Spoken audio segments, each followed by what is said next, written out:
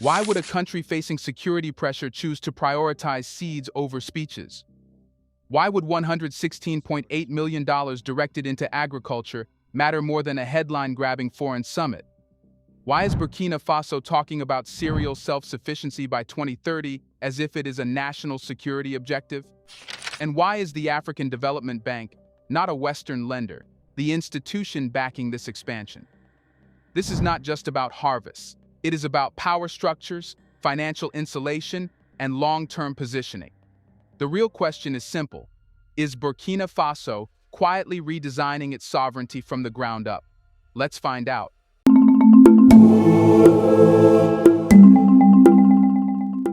The African Development Bank has approved $116.8 million for Phase 2 of Burkina Faso's emergency project to strengthen agricultural production, known as PURPA-BF. The objective is clearly defined: expand domestic agricultural capacity, distribute climate-smart seeds and fertilizers, create 1,000 jobs, directly benefit 720,000 people, and move decisively towards cereal self-sufficiency by 2030. This expansion builds on Phase 1 results, where 2024 to 2025 production reached a record 6.1 million tons of cereals. These figures are not symbolic. They indicate scale, execution, and continuity. La souveraineté alimentaire est le fondement de toute dignité.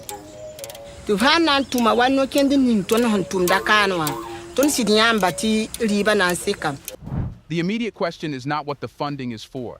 That is straightforward. The real question is why this level of emphasis on agriculture is emerging at this particular moment in Burkina Faso's political and economic trajectory. Burkina Faso operates within a Sahel region shaped by security volatility, climate stress, and economic exposure. In such an environment, governments often prioritize visible security responses: military procurement, external security partnerships, or diplomatic signaling.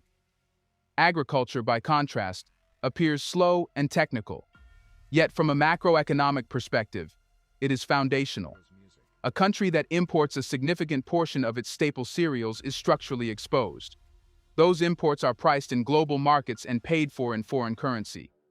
When global grain prices rise, or when currency pressures intensify, domestic food costs increase rapidly.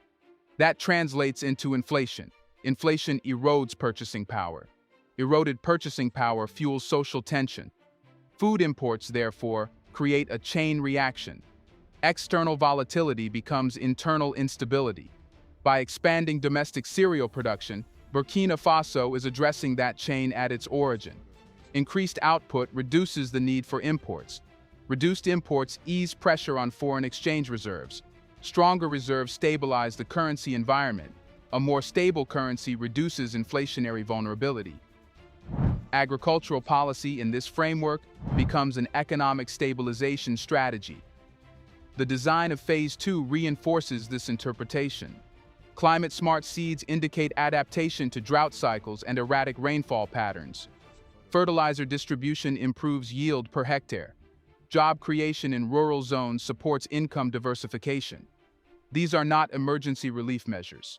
They are productivity multipliers. The target of cereal self-sufficiency by 2030 introduces a timeline. A timeline signals planning beyond short-term crisis management. It implies structural recalibration rather than reactive governance. It is also significant that this funding is channeled through the African Development Bank. The AFDB's institutional mandate centers on African economic development, and its involvement represents continental capital supporting domestic production capacity. That differs from models where food dependency is offset through external supply chains rather than internal growth. This approach reduces exposure rather than compensates for it. Phase 1's output of 6.1 million tons demonstrates operational feasibility. Phase 2 scales that trajectory rather than initiating an untested model. That continuity suggests that agriculture is not being treated as a temporary intervention, but as a strategic pillar. So the question becomes sharper. Is Burkina Faso simply increasing agricultural output, or is it constructing a macroeconomic buffer designed to reduce external leverage over its food system and currency stability? Yes, this is about leverage. When a country imports a large share of its staple food, it effectively anchors part of its national stability to external supply chains. Grain markets are global. Prices fluctuate based on harvest conditions thousands of kilometers away, geopolitical conflicts, energy prices, shipping costs, and speculative trading. A drought in one continent, a war in another, or sanctions somewhere else can raise bread prices in Ouagadougou within weeks. That is structural exposure. Burkina Faso's push toward cereal self-sufficiency directly targets that exposure. If domestic production supplies a greater percentage of national consumption, the country becomes less sensitive to global commodity volatility. That is not theory, it is basic supply economics. The higher the internal production ratio, the lower the external dependency coefficient. And dependency is not neutral. When a state depends heavily on imported staples, three risks intensify: currency pressure, fiscal strain, and political fragility. Food imports must be paid for in foreign currency. If export revenues decline or if foreign reserves weaken, purchasing essential food becomes more expensive. Governments then face a dilemma: subsidize food at fiscal cost or allow prices to rise and risk unrest. History shows how sensitive this dynamic can be. Food price spikes have triggered protests across multiple regions of the world. Not because populations are irrational, but because food is non-negotiable. It is the most basic economic necessity. Now consider the opposite scenario. If Burkina Faso increases cereal output sufficiently to reduce imports significantly, the first gain is foreign exchange relief. Less money leaves the country to pay for grain. That strengthens the balance of payments. A stronger balance of payments improves macroeconomic stability. Macroeconomic stability strengthens policy flexibility. Flexibility is power. It means the government can allocate resources without reacting to emergency food import bills. It means currency shocks have softer domestic consequences. It means inflationary pressures linked to global food crises are partially absorbed internally. This is why agriculture becomes geopolitical without appearing dramatic. The global system is built on interconnected trade flows. Countries that rely heavily on specific imports can be indirectly pressured through those channels. Supply chain disruption, whether caused by conflict, sanctions, or market shifts, can destabilize economies quickly. Reducing exposure narrows those pressure points. It is important to clarify: self-sufficiency does not mean isolation. Burkina Faso will continue to trade. The difference lies in reducing vulnerability in essential commodities. Cereals are foundational. They affect food security, public sentiment, and social cohesion. Phase 2's focus on climate-smart seeds adds another layer. Climate volatility is increasing across the Sahel. If domestic agriculture adapts effectively, it prevents climate stress from turning into a food crisis. That is long-term risk management. So when imports shrink, what changes? Foreign currency remains inside the economy. Inflation becomes less externally driven. Social stability strengthens. And most importantly, decision-making autonomy expands. The deeper question then emerges: if a country successfully reduces its dependence on imported staples, how does that reshape its negotiating position in broader economic and diplomatic arenas? It reshapes it quietly, but decisively. A country that depends on external suppliers for essential goods negotiates from a position of caution. Every major diplomatic decision carries an invisible calculation. Could this disrupt supply chains? Could this affect access to critical imports? Could this trigger economic retaliation through trade channels? That invisible layer influences foreign policy behavior. When staple food dependency declines, that calculation changes. If Burkina Faso produces the majority of its cereals domestically, the fear of immediate food shortages caused by external shocks weakens. That reduces the risk attached to independent policy decisions. Negotiating space widens. This is not theoretical. Economic diplomacy is often shaped by structural dependencies. Countries with high reliance on specific imports tend to maintain stable relations with key suppliers to avoid disruption. Countries with diversified or domestic production bases operate with more flexibility. Food sits at the center of that equation because it is politically sensitive. Citizens tolerate many economic pressures. They do not tolerate food insecurity. If cereal self-sufficiency reduces the probability of food-driven unrest, it strengthens internal political stability. Internal stability enhances external confidence. A government less preoccupied with managing emergency food imports can focus on strategic development priorities. Now connect this to broader economic reforms. Burkina Faso has also increased state participation in parts of its mining sector, particularly gold. Gold strengthens export revenue. Agriculture stabilizes consumption. Together, they balance both sides of the macroeconomic equation: income generation and expenditure control. That balance reduces structural asymmetry. In the past, many African economies exported raw materials while importing essential goods. That created a paradox. Revenue flowed out as quickly as it came in. By strengthening domestic agricultural production, Burkina Faso narrows that gap.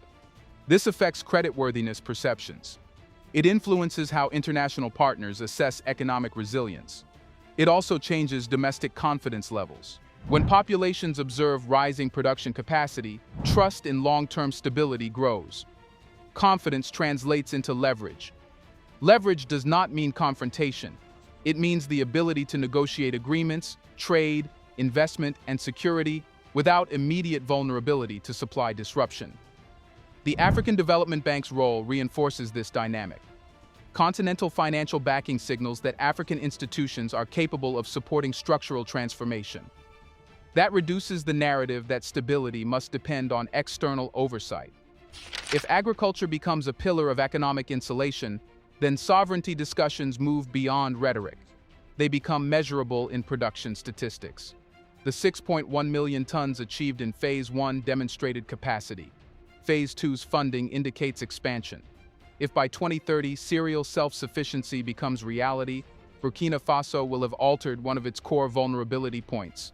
And when a vulnerability point disappears, the tone of negotiation changes.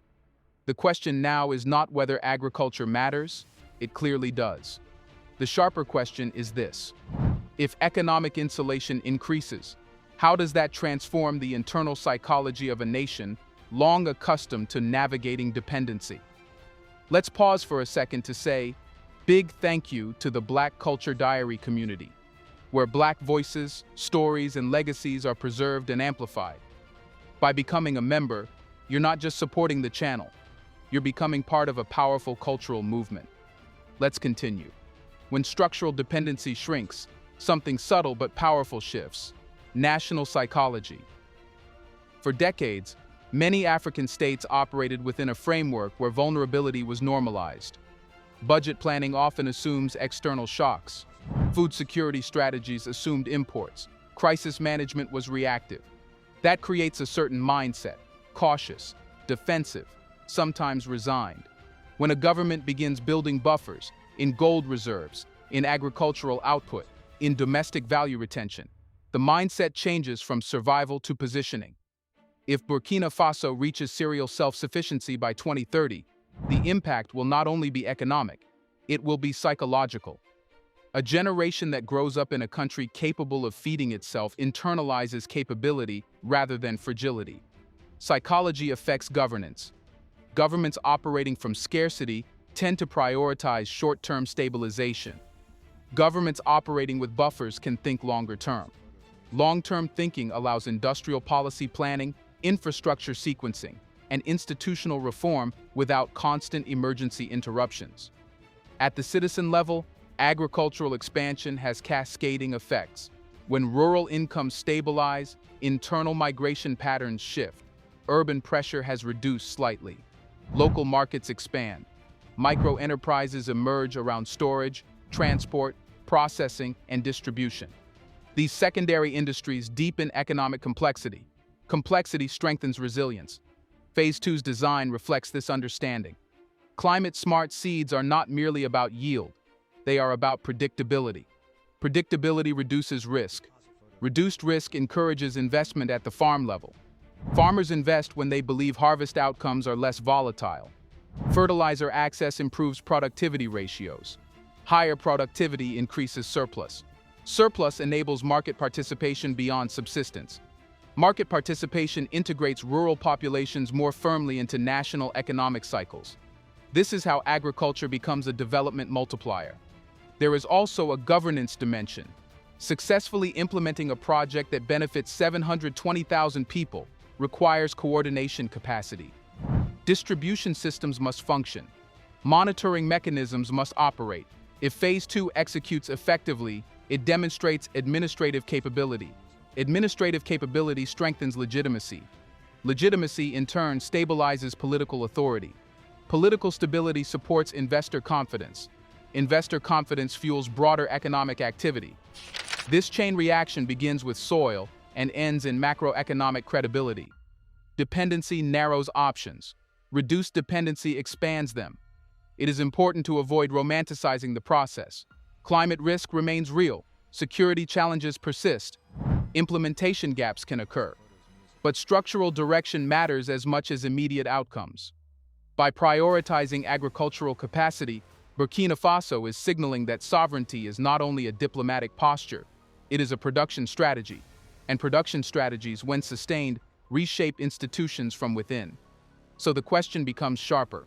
If the internal mindset shifts from vulnerability to capability, how does that influence Africa's broader regional posture in a global system still structured around asymmetry? Here's a reminder to please like and share the video and subscribe to our channel to watch more videos on Black culture, history, civilization, and identity. Let's continue now. If Burkina Faso succeeds in reaching cereal self-sufficiency by 2030, the impact will not stop at its borders. It will send a signal across the Sahel and beyond. Vulnerability is not permanent. Regional dynamics in West Africa are deeply interconnected. Trade flows, migration patterns, food supply chains, and currency stability move across borders. When one country reduces its import dependence and stabilizes domestic supply, it alters regional equations. First, it shifts perception. For decades, food insecurity in the Sahel has been framed as chronic and externally managed. Humanitarian corridors, emergency shipments, and donor cycles became normalized responses.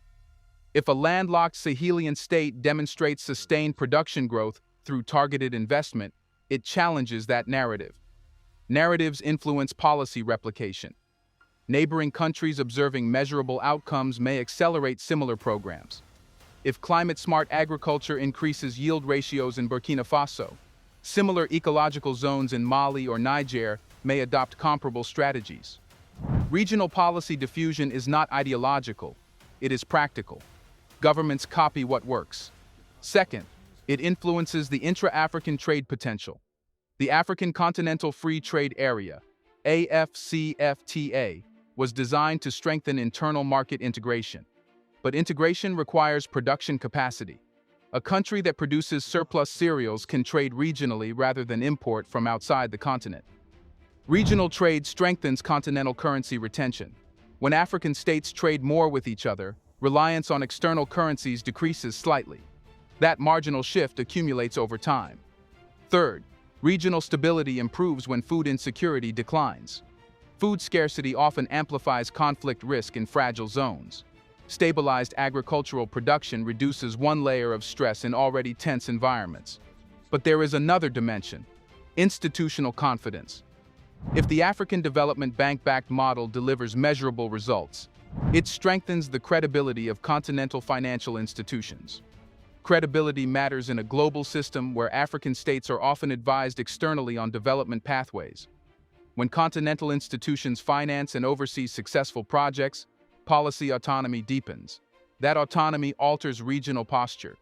It reduces the reflex to look outward for validation. It increases confidence in African-designed solutions. Now consider the generational effect. Gen Z across Africa is increasingly politically aware and economically literate. They analyze fiscal data, trade statistics, and policy frameworks. If they witness structural improvements rooted in domestic capacity building rather than dependency cycles, expectations change. Expectations shape political demands. Political demands influence governance trajectories. And governance trajectories reshape regional alignment patterns. So if Burkina Faso's agricultural expansion proves effective, it will not merely feed its population. It may recalibrate what is considered possible within the Sahel. The remaining question is strategic. If multiple African states begin reducing structural dependencies simultaneously, how does that alter the balance of influence in a global system accustomed to African vulnerability? If Burkina Faso reaches cereal self-sufficiency by 2030, the shift will not be loud. There will be no dramatic ceremony announcing the end of dependency. But something fundamental will have changed.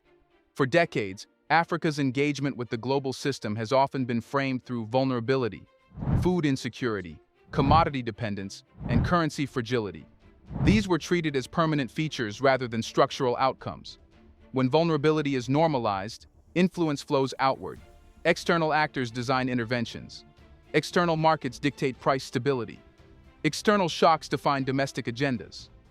But when a country reduces one of its core exposure points, food imports, it interrupts that pattern. Cereal self-sufficiency would mean Burkina Faso absorbs global grain volatility, rather than transmitting it directly into domestic instability. It would mean less foreign currency pressure from staple imports. It would mean inflation driven more by internal productivity than by distant wars or shipping routes. That changes strategic posture. A state less exposed to essential supply disruption negotiates trade agreements differently. It approaches diplomatic partnerships without the immediate fear of economic retaliation through food channels. It designs fiscal policy with greater predictability. Predictability strengthens institutional planning. Institutional planning strengthens long-term development sequencing. Now widen the lens further. Global power structures have historically relied not only on military strength or financial scale, but on network influence. Influence flows through supply chains, debt structures, currency systems, and market access. Countries deeply embedded as consumers rather than producers within those networks operate with narrower margins.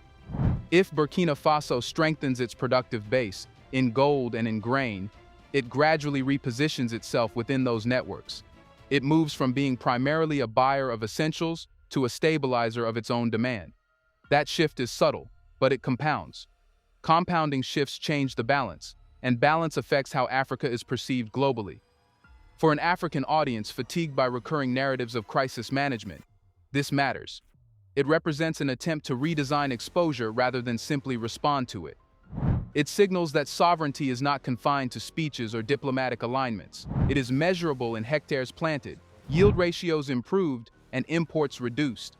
None of this guarantees success.